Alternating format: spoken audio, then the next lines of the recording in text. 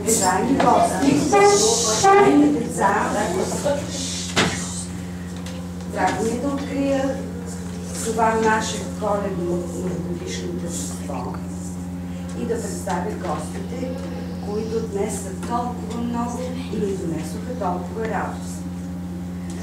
Вие всички познавате Рени Дюлгерова, се загуби някъде надолу, нашите академици, физици от Българска академия на науките. Лицето на Рени Дюлгерова, тя ще бъде малко. Как е Елена? Чичуначко. Ето е Елена. Тук му обявихме.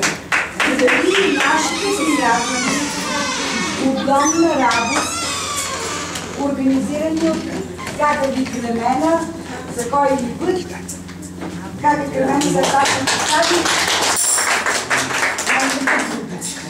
А сега, нека да започнем с това, което сме подготвили, което ви от сутринта толкова много искате да покажете. Нека да покажем на нашите гости колко много умеете да пеете, можете да декламирате и да бъдете малки артисти. Ще покажем, нали? Да. Айде. По-добре.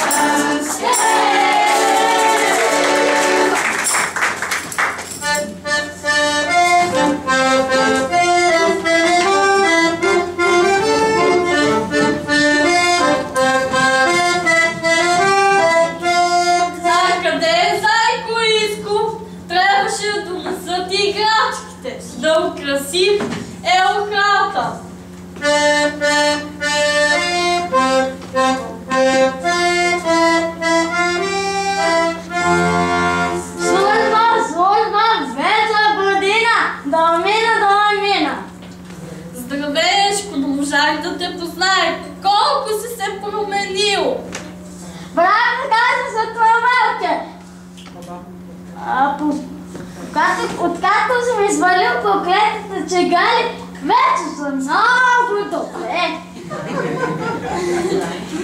Браво, Ешко, хубаво е вече, не пушиш. Че няма да помолите за тази отлова. А ще дойдеш и от годишния празник. Да, за да важим изкладим с голата, къде се бъде чистотството. Тук на тази планета ще посрещнем Коледа и Нова година. Но защо се бавя Зайко и Иско? Айде, мамо.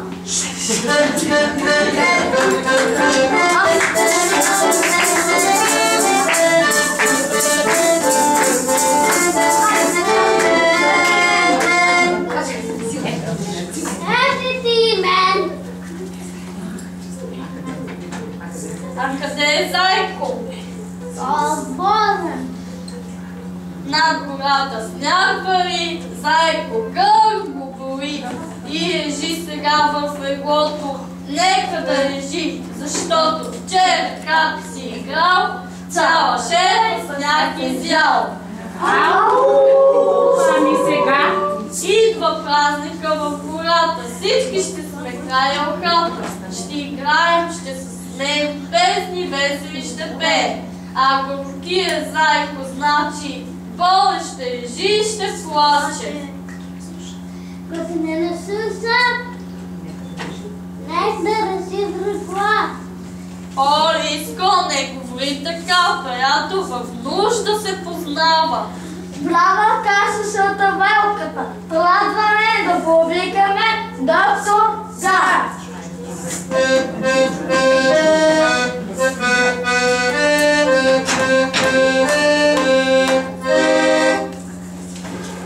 А къде са играчките? Тази децата са Зайко, на това бърз. Аз ще ти помогна да побързаме, че дядо Коледа е тръгнал. Над гората завалял пухкав сняг. Весели снежинки затанцували.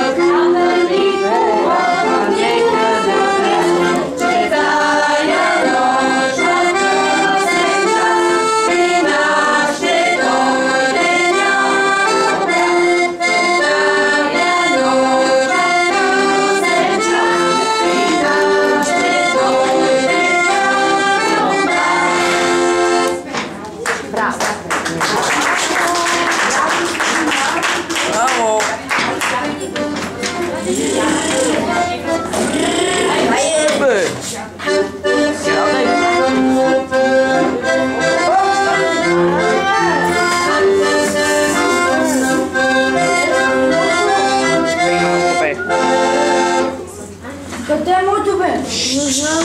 Хайде, сядай. Сядай. Това са моите. Хайде сега, Мичок. Звездата се поставя на върха. Я вижте как е тъгменена, как грее зелената елха. Една звездица позлатена потреба горе на върха. Край нея ще се веселим, луце ще завъртим, че в празничния светлчар ще доди. Коледа при нас! Хайде всички на хората! Хайде на хората!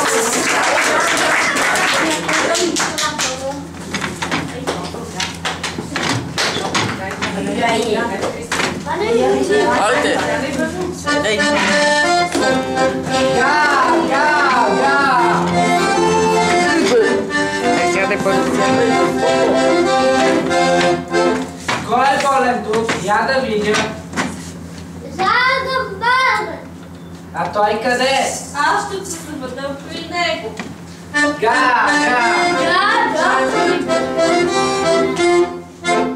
Сега докторка да погледа Зайко. Може с лектор да му сложи. То не боли. Не знаеш да се ползва.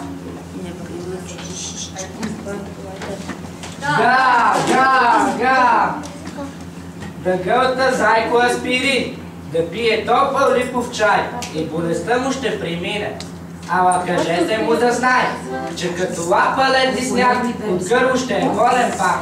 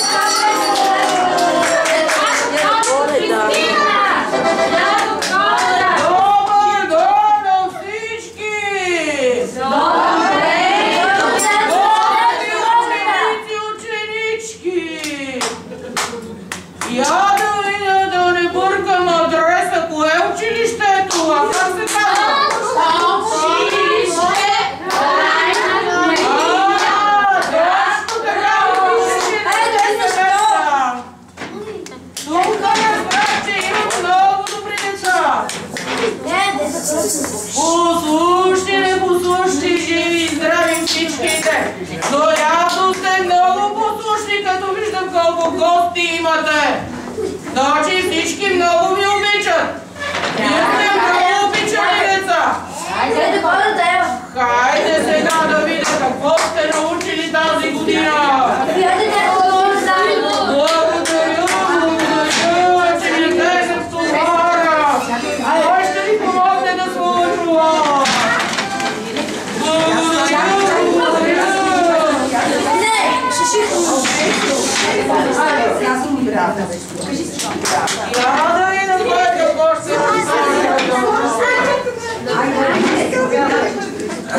Как го спява в час уречен, да пристигне уморен. Точно тук на бъдни вечер, дядо Коледа при мен. И при нас не закъснява, идва с пълния чувал.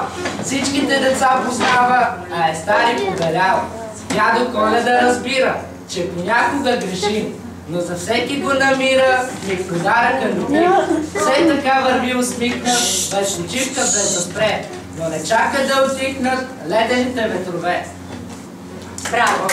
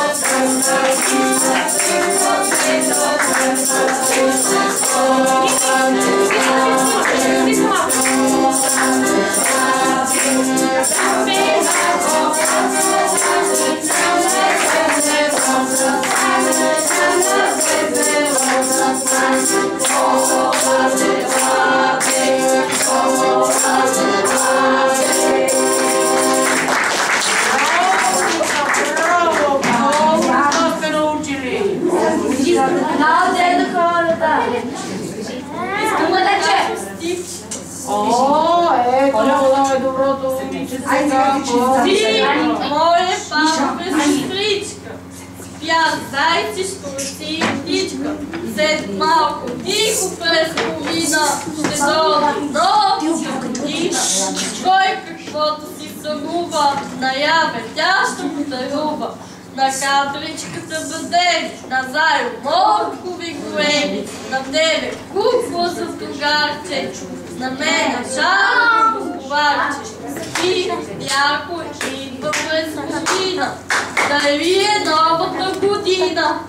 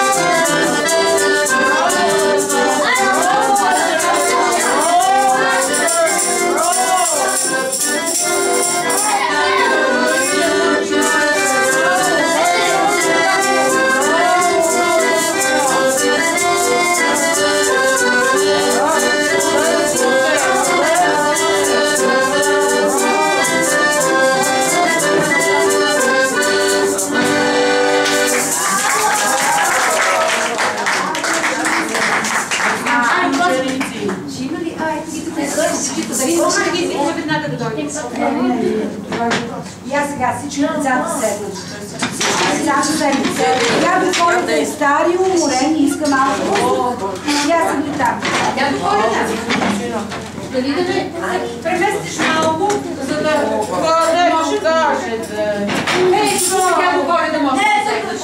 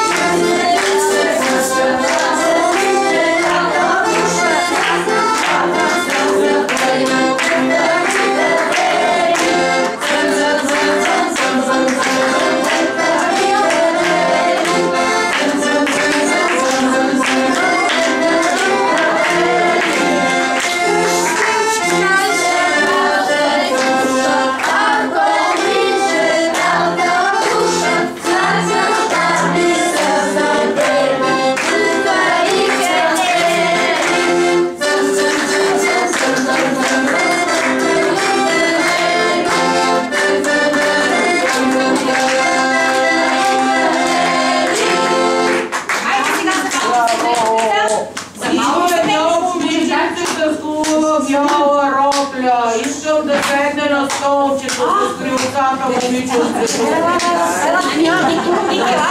на столчето и тук е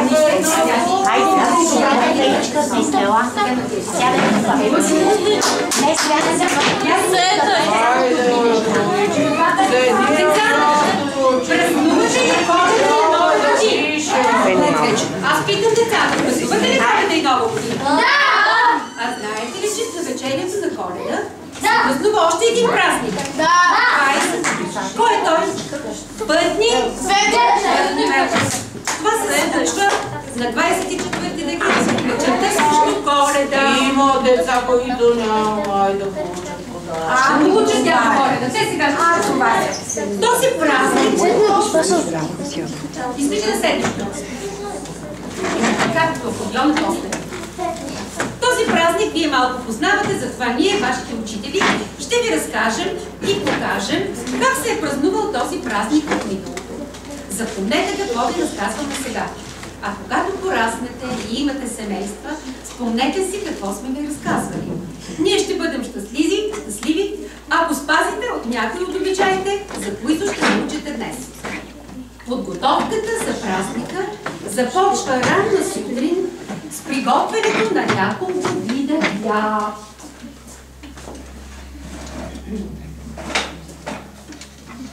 Нека да сложим синията.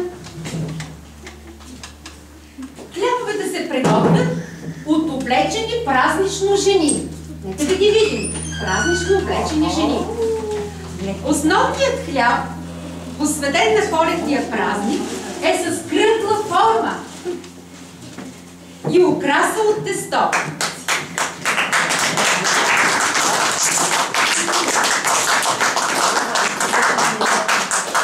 Когато всички се наредят около трапезата, най-възрастната жена прекарява с Дамян. След това най-възрастният мъж разчупва хляба и раздава на всички. Това ще бъде по-късно при нас. Едва след това започва вечерята. Трапезата не се вдига цяла вечер. Има традиция да се отдели по една капка от всичко и да се занесе на гробищата за починалите. Ние обаче ще почерпим от всичко, което сме приготвили за вас след тържеството. Когато вечерята е свършила, всички остават, очакват идването на коледарите. Но преди това, на масата какво сме сложили? Това е празничната трапеза. Сложили сме бивката, сложили сме пълнените чушки с боб, сложили сме баница с тиква, сложили сме сърмички, варена царевица, сложили сме гевречета за коледарите, сложили сме орехи, да е здрава годината, сложили сме лук, Момите и момиченцата в семейството украсяват кръваи, които са с различна форма и украса. Моторики, бръшлям, ченшир, някои от питите са кръгли с дупка в средата, а за малките коледарчета са коледните кръвайчета. Ето ви тук, после вие ще получите. За празника мъжете имат задължението да приготвят специално дърво за огъня, който ще се запали вечерта и ще гори през цялата нощ. Това дърво се нарича бъдник. Сега ще видите, ето може и по-голямо да бъде, слага се тук на огнището, то гори цялата нощ. То е здраво и голямо, за да гори дълго. Вечерта най-възрастният мъж запалва огъня и вечерята започва. Виждате, че трапезата се слага, в миналото се е слагало на слама, но ние слагаме на синия, на малка софра, на малка масичка. Вие видяхте храните, които са наредени. Когато вечерята е свършила, всички очакват идването на коледарите. Този обичай се провежда по различен начин в различните краища на България. Коледарите са мъже, главно момчета. Те учат песни под ръководството на по-възрастен мъж, който е водач на групата и се нарича станеник. Коледарите, ще ги видите след малко, са облечени празнично, с украсени кълпаци. Четата обикаля домовете от полунощ до сутринта. Айде да видим какво ще запеете. Щом наближат, докато се подготви нашият акордеонист, те казват: съден ли си, буден бъди, пиян ли си, трезвен бъди. И влизайки в дома, те пеят специални песни, посветени на членовете на домакинството, започвайки от стопанина.